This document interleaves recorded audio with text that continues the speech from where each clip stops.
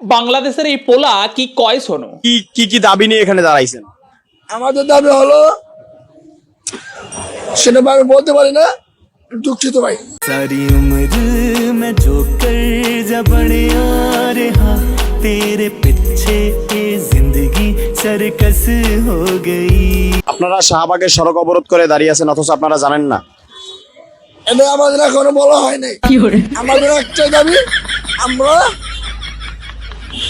আমাদের যে ন্যায্য অধিকার, এই অধিকারের জন্য আমরা দাবি। সেই অধিকারটা কি?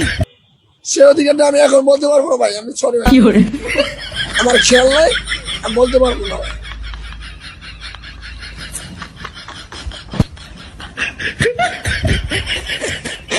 বলছি ভাই, তোরা এই বুদ্ধি আর এই যোদ্ধা নিয়ে ভারত আক্রমণ করবি, তোরাই নাকি আবার 7 সিস্টার দখল করবি। বলছি ভাই, তোদের দিকে যদি একটা ব্রহ্মোস এইভাবে গুজে দেওয়া হয়, তাহলে তোরা কোথায় গিয়ে পড়বি একবার বুঝতে পেরেছিস? তোরা ভেবে দেখ যে তোরা এতটাই উগ্র হয়ে গেছিস যে কি নিয়ে আন্দোলন করছিস সেটাই ভুলে গেছিস।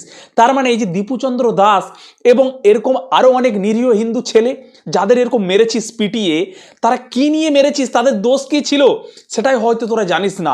কত হিন্দুর বাড়ি ঘর এই যে এইভাবে পুড়িয়েছিস, তোরা হয়তো জানিস না তাদের দোষ কি ছিল।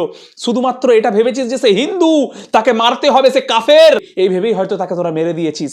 বলছি ভাই, এই অবস্থা থেকে যদি না বেরিয়ে আসতে পারিস না, শুধুমাত্র হিন্দু না, তোদের বাংলাদেশও একদিন এরকম ভাবেই ধ্বংস হয়ে যাবে। বাংলাদেশের যেসব শিক্ষিত মুসলিম বা হিন্দু যারা রয়েছেন তাদের দিকে জিজ্ঞাসা করছি, আমার সাথে কি আপনারা একমত? যদি একমত হন কমেন্টে অবশ্যই জানাবেন ভাই। সকলকে অনেক অনেক ধন্যবাদ। জয় সনাতন, জয় ভারত মাতার জয়, বন্দে মাতরম।